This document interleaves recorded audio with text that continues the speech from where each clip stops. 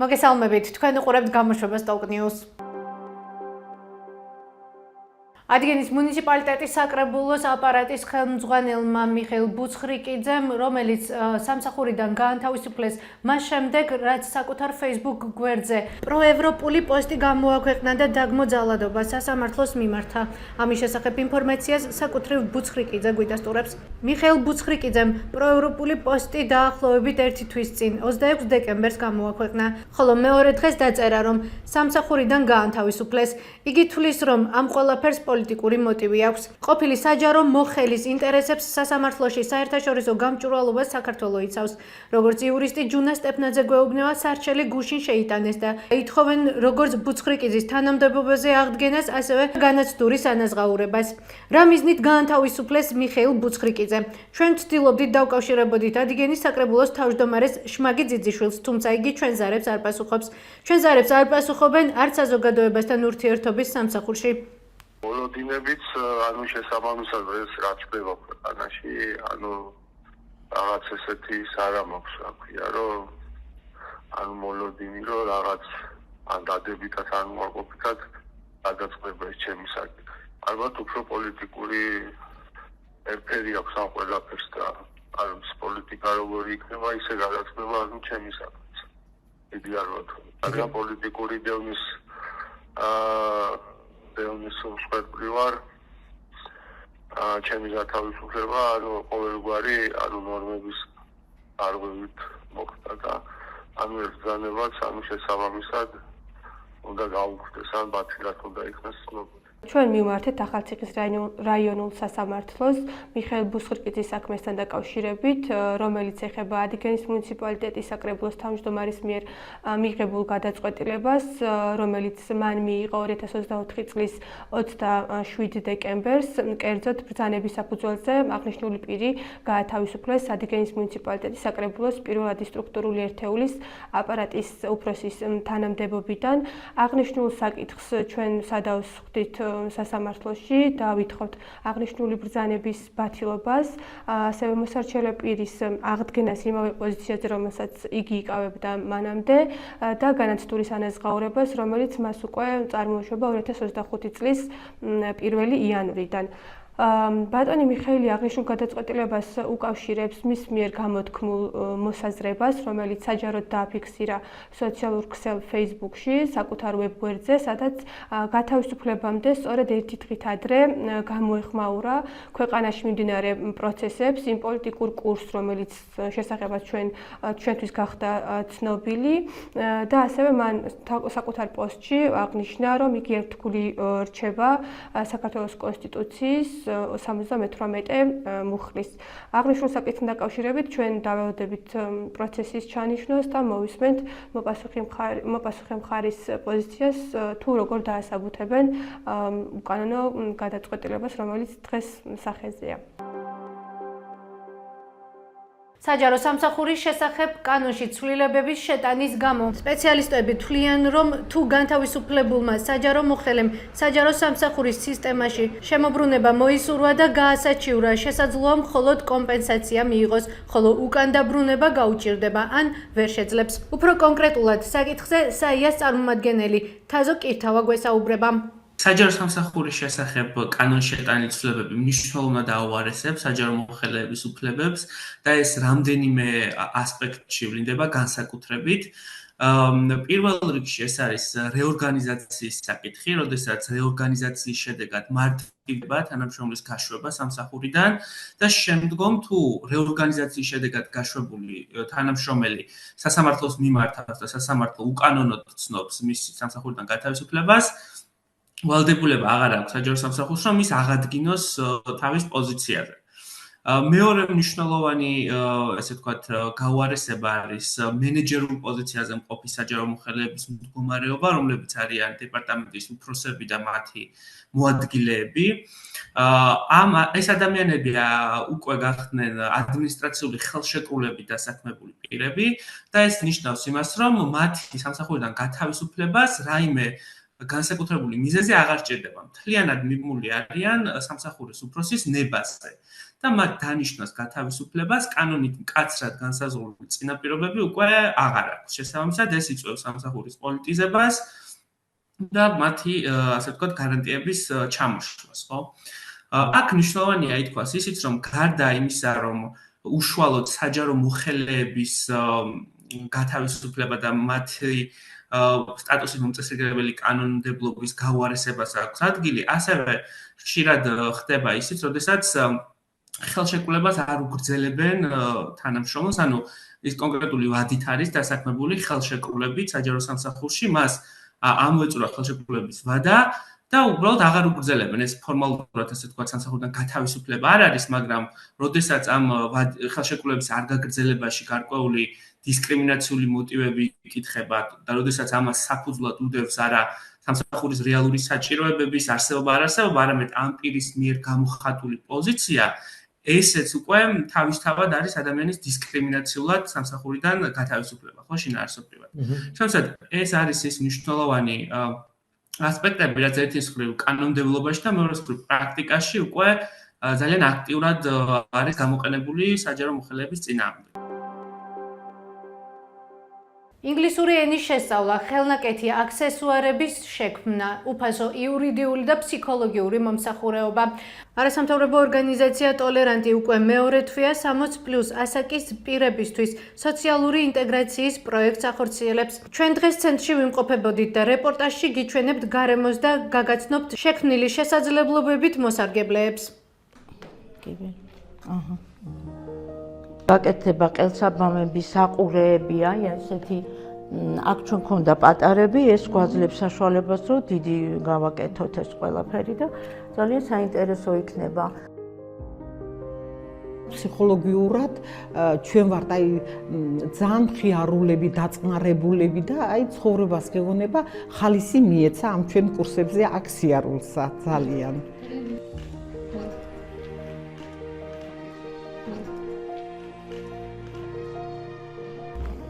მთელი ცხოვრება მაინტერესებდა, რომ აი ის ხელოვნება ძალიან მიყვარს და მუშაობდი ბისერზე, მე თვითონ ბისერზე და ვქარგავდი. მე რო აქ სამკაულები გაიხსნა, ეხლა ჩავეწერეთ ამ ჯგუფში და ამ სამკაულებსაც ვამზადებ და თან დრო გადის და თან ცოტა ვინცაც ვამუშავებთ, რო იტყვიან. ხო, აი ესენი შევიძინეთ თქვენთვის. გასწავლით მე როგორ გავხსნათ. ეს ალბათ უნდა ცირან კიდე მომიწვია ზუსტად აქ მესწავლებინა. თუნდაც სამკაულების დამზადება, ქაღალდებისგან სხვადასხვა კომპოზიციების გაკეთება, გინდა ყვავილების, გინდა სხვადასხვა იმის. ახლა უნდა გავაკეთოთ ძალიან საინტერესო ლამპები, მინდა მოზაიკა ვასწავლო. ცოტა ხანში გამოფენა გვექნება, ექსკურსიები გვექნება, კიდე ბევრი რამეა ჩასმული ამ პროგრამაში, რომელიც ძალიან დიდი მნიშვნელობა აქვს. და მინდა აღნიშნო, რომ ეს ახალია, ახალციხეში, ახალი კი არა, მგონი ამ რეგიონში არც არის პირველია ეს ცენტრი და ძალიან კარგი გამოხმაურებაც მოყვა ამ ყველაფერს. ჩვენ არა ვართ მიჩვეულები, უშუალოდ გინდათ მამაკაცები, გინდათ მანდილოსნები 60+ ზევით, აუცილებლად სახლში ბოლოს ან სამსახურში თუ ხარ კიდე და მუშაობ, მაგრამ აღარ ხარ მიჩვეული აი ასეთ კლუბებში, ასეთ ურთიერთობებს ამას და ეს ძალიან წინ გადადგმული ნაბიჯია. Hello, nice to meet you. How are you today? Very well. Very good. ქართულადაც გეტყვით. ვთამაშობთ ასეთ თამაშს. ვაჩვენებთ იმ მხარეს, მეგობრებს, რომელიც არ ჩანს რა წერია. მე გავიწყებ, ხო? Computer, სწორია. 2024 წლის ივნისის თვიდან ტოლერანტის ბაზაზე გაიხსნა სოციალური ინტეგრაციის ცენტრი 60+ ასაკის ადამიანებისათვის, რომლის მიზანიც გახლავთ ამასაკობრივი ჯგუფის ადამიანების საზოგადოებაში ინტეგრაციის ხელშეწყობა და მათი ცხოვრების ხარისხის გაუმჯობესება. ჩვენთან მოსულ ადამიანებს ხვდებათ თბილი და მყუდრო გარემო, მნიშვნელოვანია, რომ ცენტრი მათ სთავაზობს სხვადასხვა საქმიანობას, თავად გეგმავენ და ახორციელებენ კულტურულ საგანმანათლებლო ღონისძიებებს, ჩვენ მათ ვთავაზობთ სხვადასხვა სახის კურსებს, როგორც არის ინგლისური ენის უფასო კურსები, გამოყენებითი ხელოვნების კურსები და რა თქმა უნდა ბენეფიციარებისთვის ხელმისაწვდომია იურისტისა და ფსიქოლოგის უფასო მომსახურება.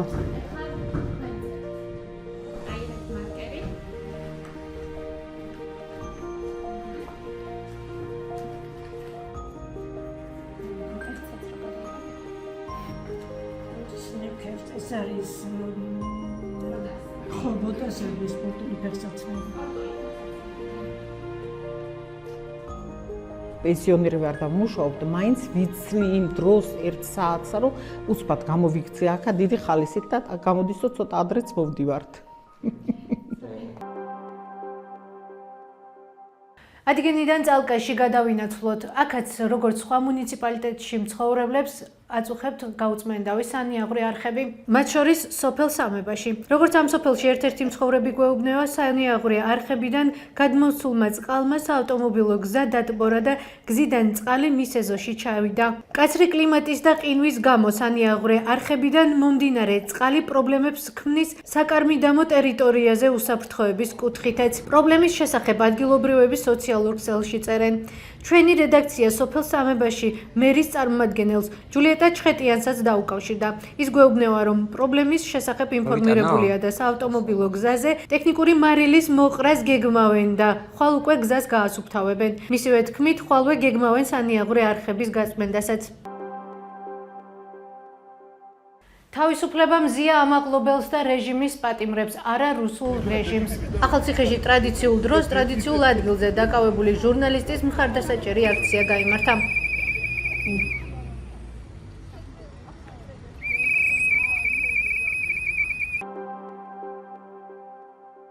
დემოკრატიულმა სამყარომ ლეგიტიმურად არ უნდა ცნოს ქართული ოცნების მიერ დაკომპლექტებული ხელისუფლება. ამბობს ევროპარლამენტარის ერთ-ერთი წევრი, რომელსაც გაესაუბრა ამერიკის ხმის ჟურნალისტი. მეტი და დეტალური ინფორმაციისთვის ეწვიეთ ჩვენს ვებგვერდს TokTV.gi და Facebook გვერდს TokTV. გმადლობთ, რომ გვიყურებთ. ხვალამდე.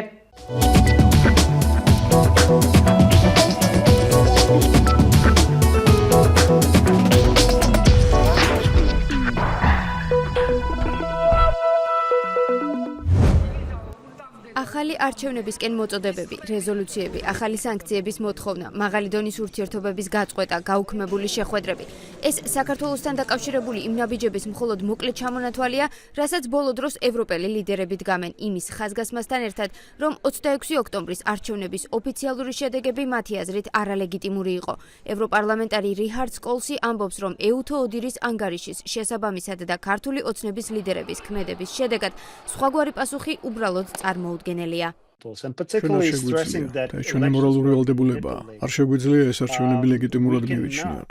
შესაბამისად, საქართველოს პარლამენტი, ახლანდელი მთავრობა და ამ პარლამენტის მიერ დამტკიცებული პრეზიდენტი ჩვენს თვალში არალეგიტიმურია. ეს არაა ოდირის მანდატი განსაზღვროს, იყო თუ არა ეს არჩევნები ლეგიტიმური ან არალეგიტიმური. ეს ჩვენი დემოკრატიული საერთაშორისო საზოგადოების ვალდებულებაა, რომელიც ამ დაკვირვების ნაწილია და ვინც მყარ-მტკიცებულებებზე და არა ემოციებზე დაფუძნებულ ამ ანგარიშებს კითხულობს, რომ ჩვენი შეფასებები გავაკეთოთ. ჩვენი შეფასება კი არის ის, რომ არჩევნები არ იყოს სამართლიანი და უნდა იყოს მოწოდება ახალი არჩევნების ჩატარებისკენ. ამ პროცესში კი ის ნაკლოვანებები და დარღვევები უნდა აღმოიფხვრას. ევროპარლამენტის წამყვანმა წევრებმა 16 იანვარს განცხადება გამოაქვეყნეს, წერილში რომელსაც სხვებთან ერთად ხელს ევროპარლამენტის საგარეო საქმეთა კომიტეტის თავმჯდომარე და არჩევნებზე ევროპარლამენტის სადამკვირვებლო მისიის ხელმძღვანელი აწერენ, ნათქვამია, რომ ისინი არ აღიარებენ არჩევნების შედეგებს და ამ არჩევნების შედეგად დაკომპლექტებული პარლამენტის ნებისმიერ გადაწყვეტილებას. ისინი ბიძინა ივანიშვილისა და ირაკლი კობახიძის წინააღმდეგ პერსონალურ სანქციებსაც ითხოვენ. დიახ, ევროპაში რაღაცები უფრო ნელა ხდება, მაგრამ საბოლოოდ ხდება. ეჭვი არ შეგეპაროთ. არავინ ფიქრობს ისე, რომ ამ ერთმა ამბავმა ჩაიაროს და ყველაფერი თავისით დასრულდება და მერე ჩავერთვებით. ჩვენ ქართულ ხალხს იმედს არ გაუცრუებთ. პარალელურად საქართველოს პარლამენტთან ურთიერთობა შეწყვიტა შვედეთ საქართველოს საპარლამენტო მეგობრობის ჯგუფმა. დიდი ბრიტანეთის თემთა პალატას კი დეპუტატებმა ბიძინა ივანიშვილის სანქცირების თაობაზე ინიციატივა წარუდგინეს. ბრიტანეთს ამ დრომდე უკვე სანქცირებული ჰყავს ძალოვანი უწყების მაღალჩინოსნები. ქართული ოცნების პოლიტსაბჭომ ბოლო უახლეს წერილში განმარტა, რომ მათი აზრით ეს იმას ნიშნავს, რომ ეგრეთ წოდებულმა ჩრდილოვანმა სახელმწიფომ და გლობალური ომის პარტიამ, რომელიც მსოფლიო პოლიტიკას კულისებიდან მართავს, დიდი ბრიტანეთის, უკრაინისა და ბალტიისპირეთის ქვეყნების, ასევე ევროპარლამენტის მსგავს მორიგ სათამაშოდ აქცია. საერთაშორისო გამჭვირვალობა საქართველოს ცნობით ბრიტანეთში ივანიშვილისა და მისი ოჯახის წევრების სანქცირების შემთხვევაში ფინანსურ შეზღუდვებში მათთან დაკავშირებული 100-მდე კომპანია და თითქმის მთელი ბიზნეს იმპერია მოექცევა. ევროპარლამენტარები ამბობენ, რომ ქართულ ხალხს არ უნდა დაავიწყდეს, რომ მაშინაც კი თუ ევროკავშირის მასშტაბით მიღებული გადაწყვეტილებები დროში გვიანდება, ან არც ისე მკაცრად გამოიყურება, განწყობა ევროპის წამყვან დედაქალაქებში მკაფიოა და მეტიც, ცალკეული ქვეყნების მიერ სანქციების დაწესებით არანაკლები წნეხის, ზიანისა და იზოლაციის ხელშეწყობაა შესაძლებელი. ზოგმა შეიძლება იფიქროს, რომ დიპლომატიური ვიზები დიდი შეზღუდვა არაა, რომ მათ კვლავ შეუძლიათ სტანდარტული პასპორტებით მგზავრობა. მაგრამ ეს მთლად ასე არაა. შესაძლოა მცირედით, მაგრამ ეს მაინც გზავნილია. ასევე არავის გამო ურიცხავს ის, რომ ცალკეულ წევრ სახელმწიფოებს შეუძლიათ სანქციების დაწესება. ეს შეიძლება იყოს გზავნილი ქართული კოშმარის შიდაწრის წარმომადგენლების, მასთან დაკავშირებული პირებისთვის, რომ წევრ სახელმწიფოებს შეუძლიათ ინდივიდუალური სანქციების დაწესება შენგენის ვიზის გაცემაზე. თუ ერთი სახელმწიფო შეიყვანს ამა თუ იმ პირს პერსონა ნონ გრატების სიაში, ეს ნიშნავს, რომ ვერც სხვა სახელმწიფოები გასცემენ მასზე შენგენის ვიზას. ასე რომ ესაც კიდევ ერთი ინსტრუმენტია, რომელიც უნდა გავითვალისწინოთ. ასევე ცნობილი გახდა, რომ საქართველო 2025 წელს არც დავოსის ეკონომიკურ ფორუმში მიიღებს მონაწილეობას და არც მიუნხენის უსაფრთხოების კონფერენციაში. მომავალ კვირას კი ევროპარლამენტისა და ევროკომისიის წარმომადგენლები საქართველოში პოლიტიკური სიტუაციის გაუარესების შესახებ იმსჯელებენ და ახალი არჩევნების ჩატარების მოთხოვნას კიდევ ერთხელ გაიმეორებენ. ეკა მაღალდაძე, ამერიკის ხმა, ვაშინგტონი.